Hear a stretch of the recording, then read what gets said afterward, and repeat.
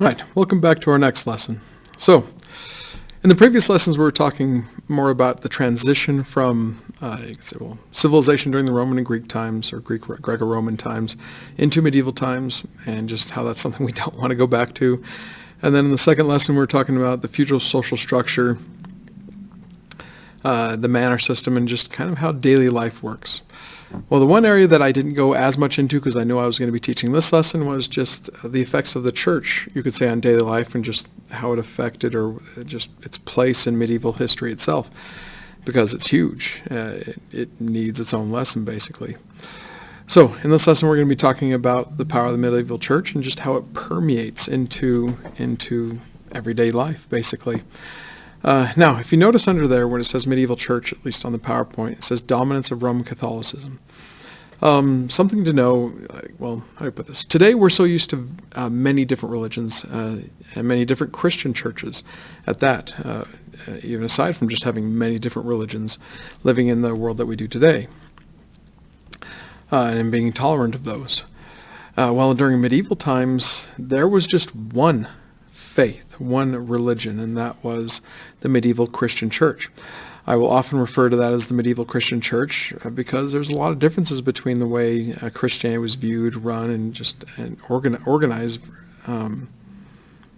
Viewed and run really is the way I should put it, versus today.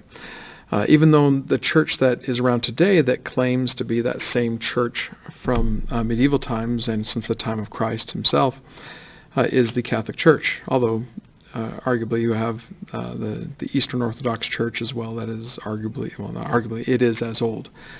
But anyways, the one we're more familiar with is, at least here, is the Catholic Church. So, but it is just the one church. It controlled everything when it came down to stuff. So just that being said, you do need to know that there's a connection there, that the Catholic Church today is technically still is the same church as the medieval church, but you also do need to know that a lot of things that happened during medieval times doesn't happen today. And I'll cover that a little bit. I'm not going to go into a ton, but you just know that it's not run the same. Okay, a lot of things are run the same way, yes, but there's a lot of things that happened back then that definitely don't happen today. Let's put it that way. Now, first off, I mentioned this last time when we were talking about the manor system, just how life was, and that the church was the center of the manor in a lot of ways for a host of different reasons. And like here, I talk about it being the social center. This is where you went, just to kind of get away from things, to just, experience hope in life. It's like, man, my life as a serf just is not that great. I wish life was better off for me. Oh, you're telling me if I do the best I can and I am able to get through these different steps that I can get to heaven? Or you're telling me like, oh, I'm not doing well. How can I change? Just things like that. It's just, again, the priest and the church was just a very center of just how you did things and what you hope to get out of life, and just it's all there was really, as just aside from just your menial labors of the day. And because of that, the local priest was considered the most revered person in town, even over that of the Lord. Usually. Not always, but usually. Another thing you need to know is that over the course of medieval times, and in this idea of trying to stamp out all other belief systems, especially those of the ancient Greek and Egyptian and Roman, well, today we call it mythologies because of this, but those religions, when you believe in gods like Ra and Jupiter and Zeus, but the medieval church did a good job of just basically incorporating a lot of those celebrations within those other religions, but then placing a more Christian viewpoint on it. For instance, Christmas over the Feast of Saturnalia. Holidays like St. Valentine's Day, St. Patrick's Day, same thing. Trying to say, all right, you used to do this, we're going to do this, so it has more of a Christian focus to it. And it worked incredibly well. People still celebrated on those days, but you did have more of that Christian focus. And the pagan, now what are referred to as pagan religions, do start disappearing a lot. And you do see a lot of persecution as well. One thing to note is when the Christian church did start, the early Christian church during Roman times, the Christians were heavily persecuted. It was bad. But after about 300 years, when the Christian church actually became the dominant religion, and it was viewed as a dominant religion, you kind of saw a flip to where anybody that wanted to worship the old religions, you could say, now started to become persecuted a bit, and it just kind of went that way till there was just one Christian faith during medieval times. And everyone believed this. Everyone. I can't stress that enough. Everyone was basically a Catholic. Everybody was a member of the Christian church. When I say Christian church, Catholic, same thing at this point, if you're wondering if there's a difference. I know today people think there's differences. No, not really. Catholics are Christians, and they claim to be the first Christians. So, anyways, that being said, you just need to know everyone believes this. The reason why that is important is, well, you go to church and you don't know how to read and write, so you have to rely on the priest to read to you out of the good book, out of the Bible, and to tell you how things are and what things are like, and you just automatically trust it because you believe it. There's no atheists at this time. Because you believe it, you're willing to just go along with whatever the priest tells you. And so if the priest tells you you're going to hell, then you believe that, and so you have a lot of motivation to stop doing things that he says you shouldn't do.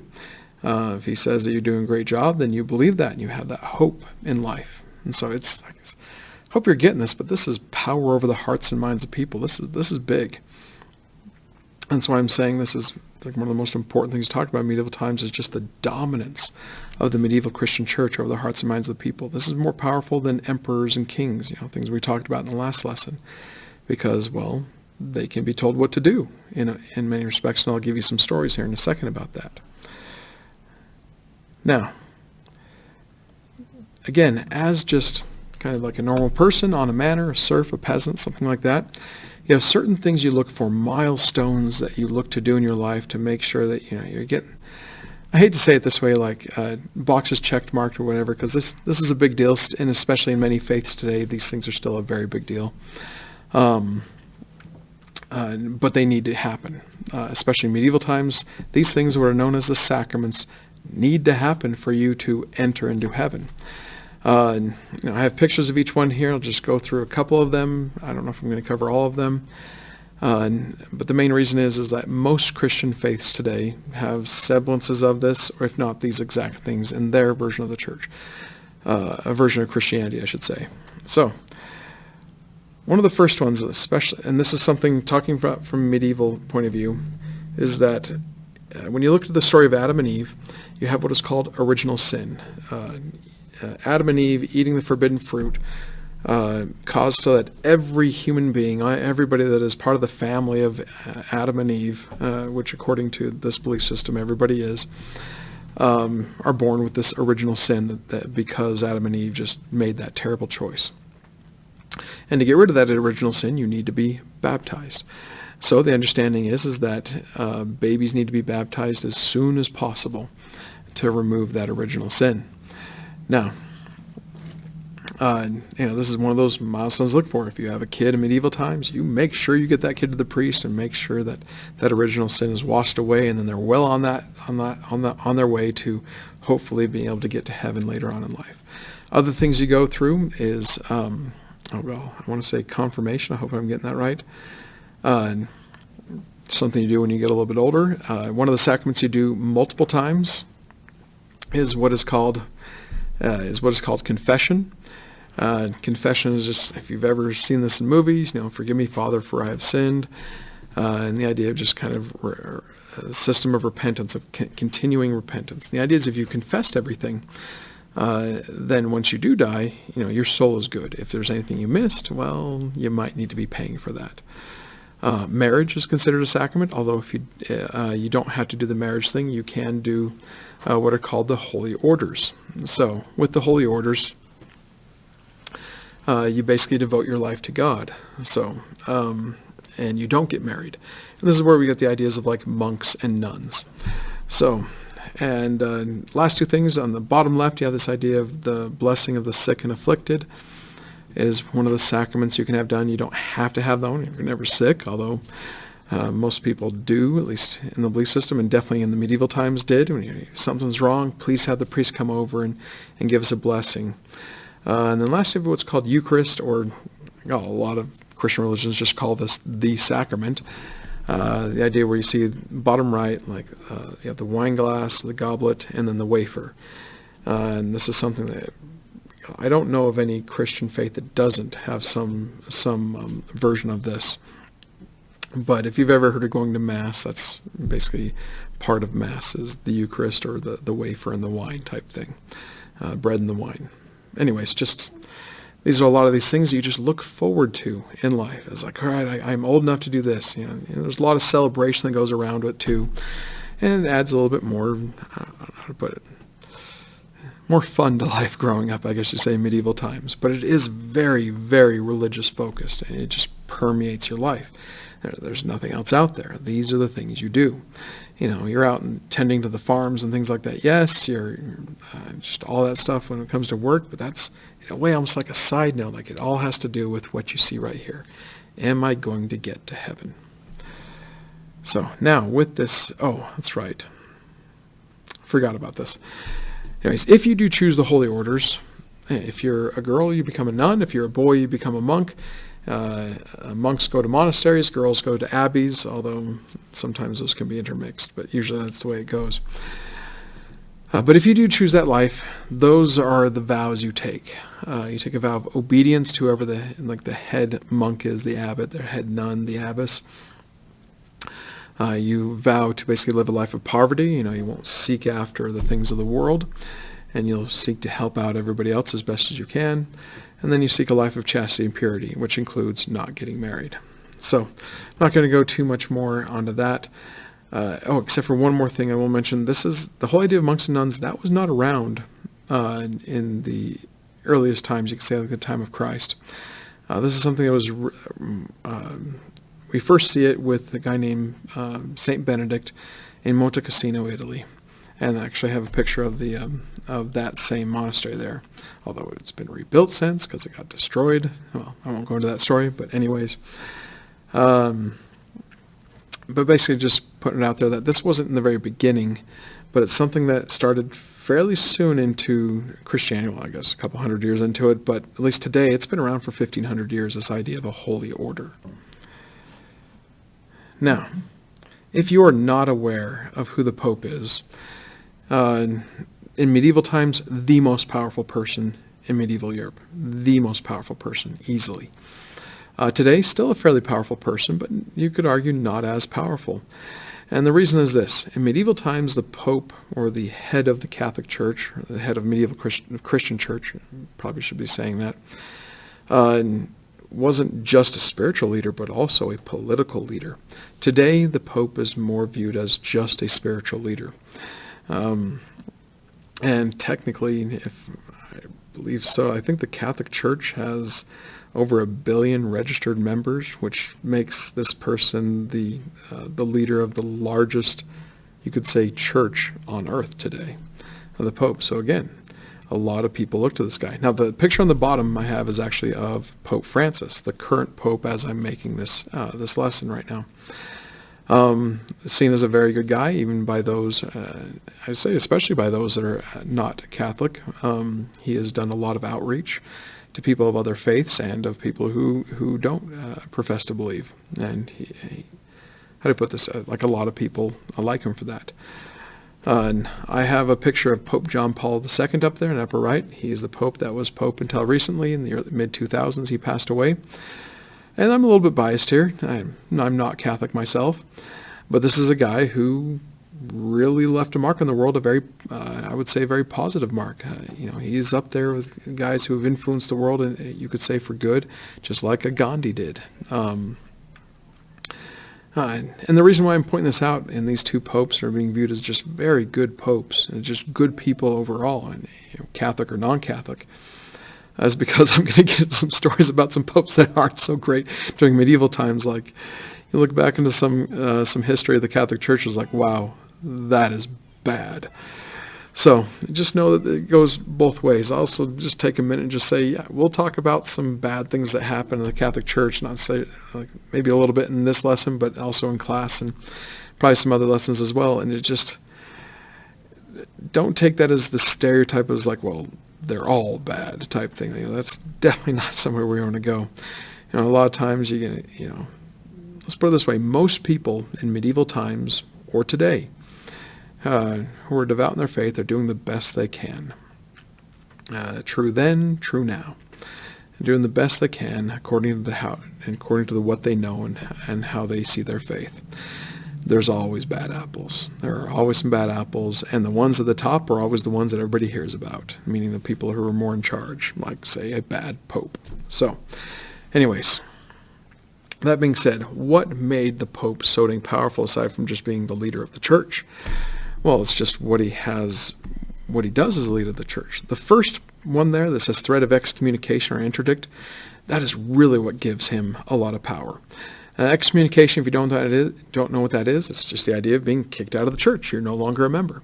Today, that doesn't seem like it's such a big deal to be excommunicated from a church. Unless you're like a firm believer and you get excommunicated, that can really get you. But if you're just like, meh, I'll go to a different church, or I don't want to believe at all. You have those options today. But in medieval times, you didn't. In medieval times, if you had a threat of excommunication coming towards you, and especially if it's coming from the Pope, who has the final say on who can be excommunicated, or who is going to be excommunicated and who is not, that's basically consigning your soul to hell. It's basically saying you're going to hell because you're not part of this group. You're not part of the church. Interdict is kind of more of a roundabout way to excommunicate people. Interdict is the idea that the Pope has the ability to withhold the sacraments, those things we just talked about, from, say, a village or a region or an entire country, which has happened once that I know of that I'll actually talk about in the next slide. This is the idea. So if you're sitting in this area and your priest is told, no, you cannot get, no more babies will be baptized, no more Eucharist, no more confession, no more anything like that, then it's basically saying unless you live an absolutely perfect life, you are going to hell.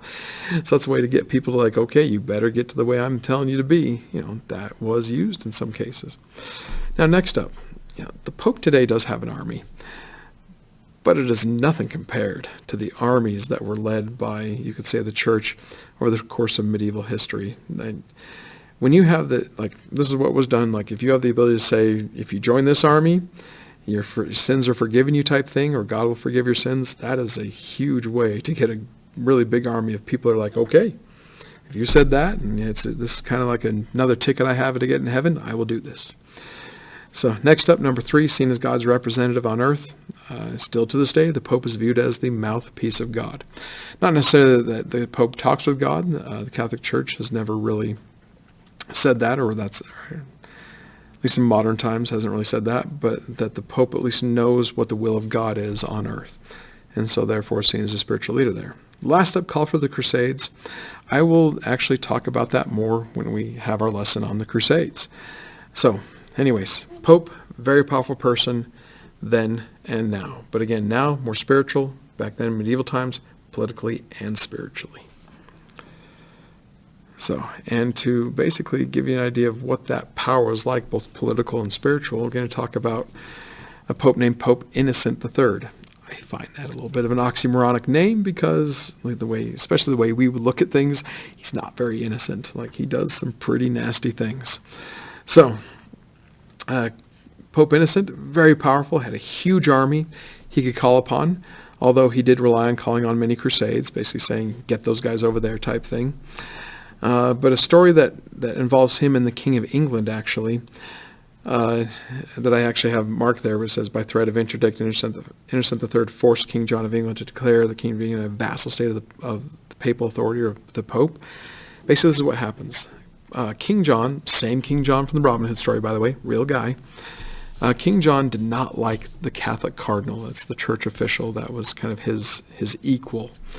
He didn't like him. So when he passed away, the English cardinal, King John, I should say, he actually had a friend of his who was kind of a high up in the church that he thought would be perfect for the job, and he really liked the idea of having someone he likes in a position of power from the Catholic Church in England versus someone who the Pope could just send up to watch over him.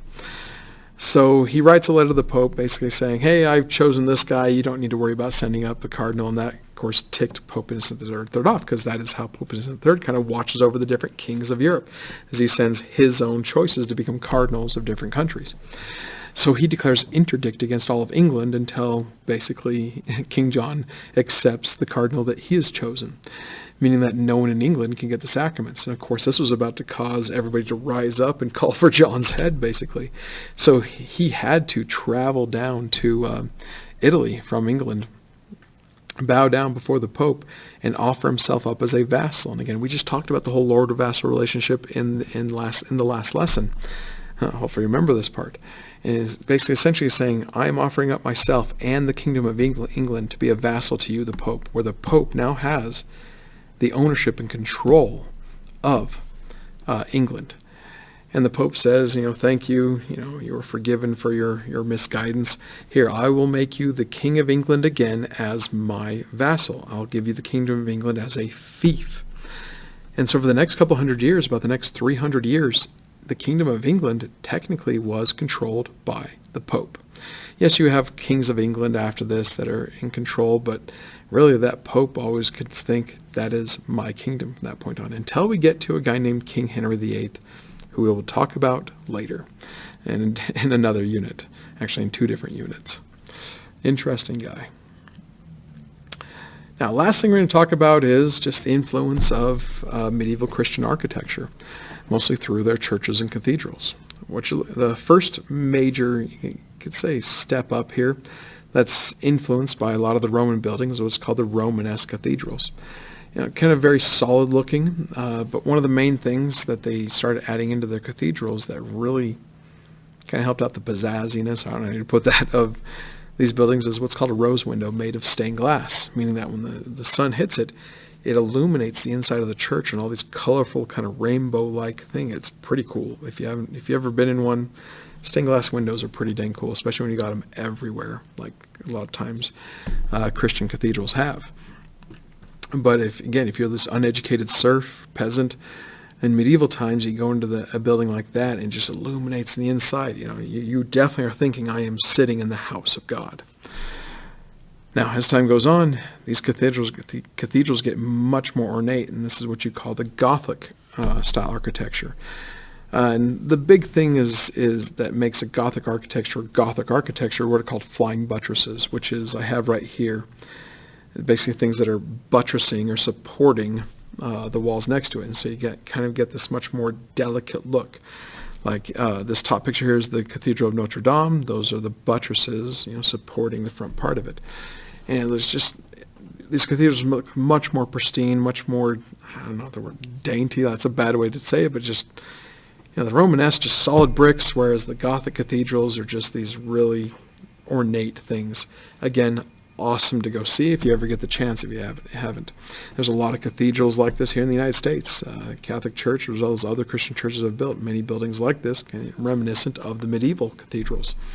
By the way, the top one I said earlier was the Cathedral of Notre Dame you're looking at there. The bottom one, that is Cathedral of Milan, 2 of the greater, more famous cathedrals in all of Europe.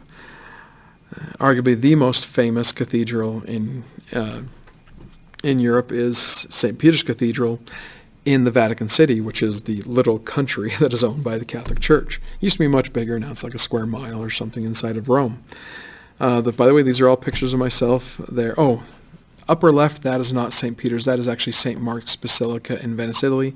But the other 3 pictures, that is St. Peter's Cathedral in Rome, Italy, or Vatican City, which is inside Rome, Italy. Again, I'm going long on this one, I apologize, but I'd like to show this one as well, if that's going to come up. Sorry, that was a bit weird. This is called the Cathedral, the Sagrada Familia Cathedral in Barcelona, Spain. Pretty amazing thing, like just an amazing piece of architecture. The picture you see off to the left is what's built right now, and what's been built for quite a while now. The architect is a guy named Gaudi who did this, but when he died, well, Spain said they were going to finish this, and they just never have. So if you look at the picture off to the right, the part that is colored is the part that is what's finished, what you see on the picture on the left. But everything that looks more pencil drawn in, that's what's supposed to look like when it was finished, which is basically saying that this is like 1/4 done. It'd be kind of amazing to see what this is really going to look like if it was fully finished, because this is a building that just dominates basically Barcelona. anyways, I'll leave it at that. Hopefully I did a good job explaining just how important it is to understand the dominance of Christianity, and especially the medieval Catholic Church at this time. And we'll talk more about it later, but I will see you guys in the next lesson.